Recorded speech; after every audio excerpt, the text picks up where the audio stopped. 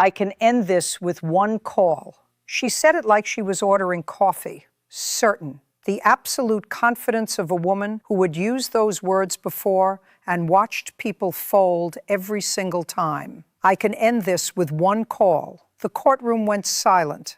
Not the polite silence of people being patient, the held breath silence of people who have just witnessed someone step onto ice that is thinner than they realize. I looked at her. I did not react. I did not raise my voice or reach for my gavel. I simply looked at her the way I look at something I already understand completely. And the truth was, I had already made that call. Hours before she walked through my door, I had picked up my phone and dialed the man she was about to threaten me with. And what he told me had changed this case entirely. She just didn't know it yet. If you believe that power without integrity is just noise waiting to be silenced, please subscribe right now.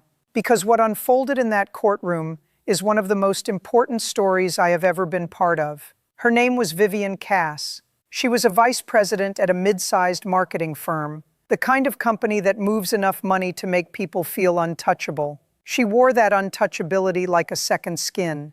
Designer suit, watch that cost more than most people's monthly rent. A way of entering a room that communicated, before a single word was spoken, that she expected the room to rearrange itself around her. She had filed a lawsuit for $250,000. The person she was suing sat across from her at the defendant's table.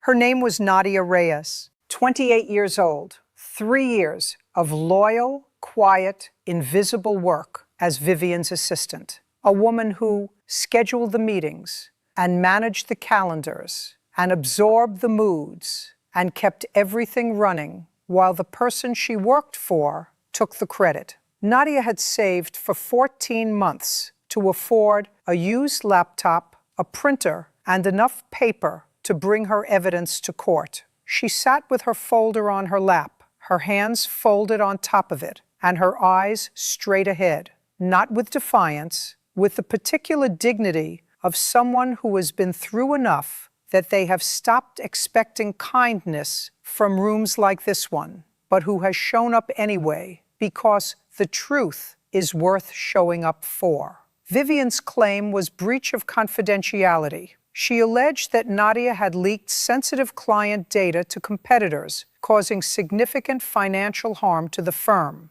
It was a lie. What had actually happened was simpler and darker than any legal filing could capture in 2 sentences. Nadia had said no.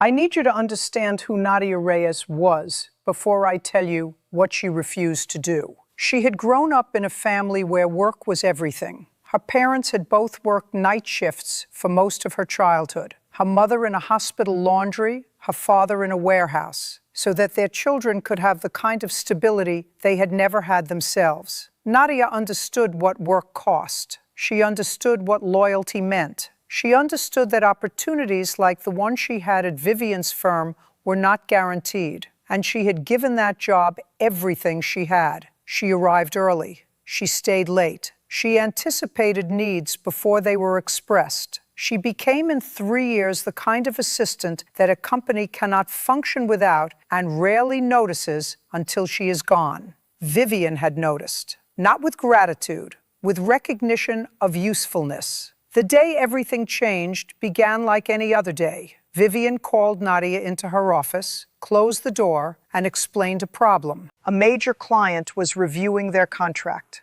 The campaign numbers had underperformed. If the client saw the real metrics, they would likely leave, and their departure would create a gap in revenue that Vivian was not prepared to explain to her board. She needed the report adjusted. That was the word she used. Adjusted. I need the click-through rates to reflect what the campaign was capable of, she told Nadia. Not what happened to be tracked in Q3. Nadia had looked at her for a moment. Then she said very quietly, "You want me to change the numbers. I want you to present them in a way that protects our relationship with the client." "Those are the same thing," Nadia said. The temperature in that office changed. Vivian looked at her for a long moment, the look of a person recalibrating, deciding which tool to reach for now that the first one had not worked. "Think about what you're saying," Vivian told her. "I have," Nadia said. I won't do it. She was escorted from the building 2 days later. Security walked her to the elevator. Her access badge was deactivated before she reached the lobby. Then came the lawsuit, $250,000. Confidentiality breach. Allegations that she had shared client data with a competitor. Allegations that Nadia had no way to disprove quickly, no money to fight effectively, and no corporate machinery to help her navigate. Just her folder, her receipts, and the truth. The morning of the hearing, before I put on my robe and before the cameras began rolling, I did something I do not often need to do. I made a phone call. Vivian had mentioned in her pretrial filing a contact at the network, a man she described as a longtime professional associate who could vouch for the legitimacy of her claims and for her standing in the industry. The implication was clear. She had friends in places that mattered, people who could make noise if they were unhappy with an outcome. I had his name.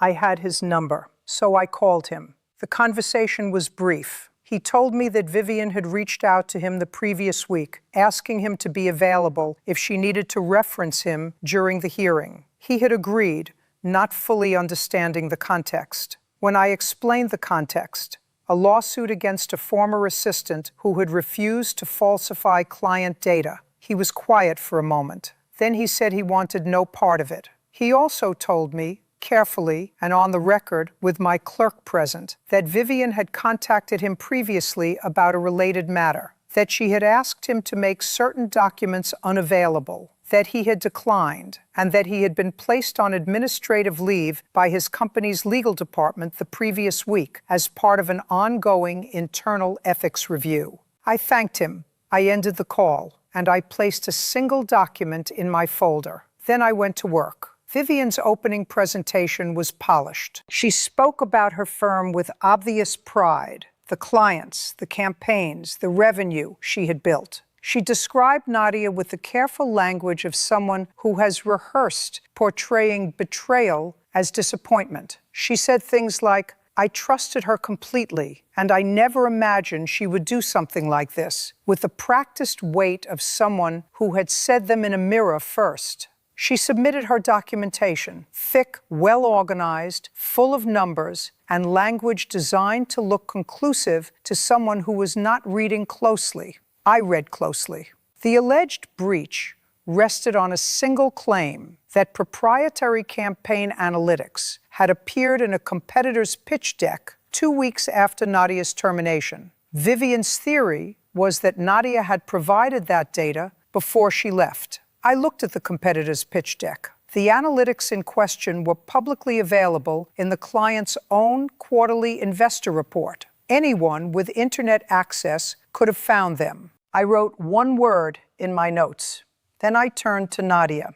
Nadia spoke without performing. She described the day Vivian asked her to change the numbers. She described exactly what was said and how she had responded. She described the 2 days that followed, the coldness, the locked-out systems, the security escort. She described receiving the lawsuit notice at her apartment, sitting on the floor with it in her hands because her legs had given out. She described the 14 months she had spent building back up, the temp work, the savings, the careful preparation of this folder that she was now holding in slightly trembling hands in a room that felt enormous around her. She did not cry. She came close once when she described telling her mother about the lawsuit. Her mother had offered to withdraw from her retirement savings to help with legal costs. Nadia had said no. She had handled it herself. When she finished, the room was very quiet. Vivian was making notes on a legal pad with the detached efficiency of someone who had not been moved by a single word. That told me everything I needed to know about who I was dealing with. I turned to Vivian. Miss Cass, I said, the competitor's pitch deck that forms the foundation of your breach claim, can you show me where the data in question was exclusively accessible through your firm's internal systems? She looked up with the calm of someone who expected this. Our analytics platform captures proprietary breakdowns that are not public-facing. I'm looking at the data cited in the pitch deck, I said. These figures appear in your client's Q3 investor report, published on their website 6 weeks before Ms. Reyes left your firm. Vivian paused. There may be overlap, but is the data in the pitch deck identical to publicly available figures, yes or no? A pause. In some respects. In all respects, I said. That I can verify. She shifted slightly. The first small shift. Ms. Cass, I continued, in your pretrial filing, you referenced a professional contact who you suggested could speak to your credibility and the legitimacy of your claims. You implied that this contact's relationship with the network hosting these proceedings gave you some influence over the outcome. Vivian's expression did not change, but something behind her eyes sharpened. I have professional relationships, she said carefully. I'm aware, I said. I called him this morning. The room went still. Vivian's pen stopped moving. He told me that he was placed on administrative leave last week, I said. His company's legal department is conducting an internal ethics review. Part of that review involves his communication with you regarding these proceedings. Vivian's mouth opened. Nothing came out. The contact you plan to call, I said quietly, is currently the subject of an investigation that partially involves the request you made of him. She looked at me. For the first time since she had walked through my door, Vivian Cass looked at me without performing. She just looked, and in that look was the unmistakable expression of a person realizing that the floor beneath them has changed. I'd like to give you one opportunity, I said, to tell me in simple and honest language why Ms. Reyes was terminated. Vivian straightened. She was not finished fighting. I will give her that. She had been fighting her whole career, and the instinct was deeply embedded. She was terminated for conduct issues, she said, including refusal to follow reasonable directives. Was one of those directives the alteration of client performance data? A long silence, the longest of the morning. I asked her to present the data in a favorable light, Vivian said carefully. Did she refuse? Another silence. She expressed concerns, and 2 days later she was escorted from the building. She was terminated following a review. Ms. Cass, my voice was quiet. I have the emails, including the one sent from your account at 7:14 in the morning, 2 days after your meeting with Ms. Reyes, directing HR to initiate termination. There was no review. There was a decision made by you alone within 48 hours of her refusing your request. Vivian's jaw tightened. And then, I continued, you filed a lawsuit accusing her of the very thing you had asked her to participate in, breaching the integrity of client data. The courtroom was completely silent. You did not file this lawsuit because Ms. Reyes harmed your firm, I said. You filed it because she refused to, and you hoped that the weight of the claim, the dollar amount, the legal language, the professional consequences would be enough to make her wish she had stayed quiet. Vivian said nothing. I looked at her for a long moment, not with contempt, with something closer to clarity, the kind of clarity that comes after a long investigation reaches its conclusion. The verdict was not complicated. Vivian's claim was dismissed with prejudice. Nadia would be reimbursed for every legal cost she had incurred. The falsified data request and the retaliatory termination were both formally documented in the court record and referred to the appropriate regulatory bodies for review of potential corporate fraud and labor law violations. Vivian sat through the ruling with a stillness that was different from her earlier composure. Earlier, she had been still with control. Now she was still the way things are still when movement no longer changes anything. When I finished, she said one last thing. It was quiet, not theatrical, almost to herself. You'll regret this. I looked at her.